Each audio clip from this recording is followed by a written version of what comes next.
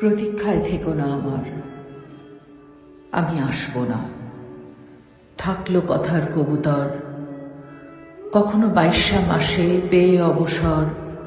নিতান্তই জানতে ইচ্ছে হলে আমার খবর, পাখিকে জিজ্ঞেস করো নিরিবিলি। পক্ষপাতহীন পাখি বিস্তারিত সংবাদ জানাবে, কি কি ব্যথা এবং আর্দ্রতা রেখেছে দখল করে শৈশব আমার একলা।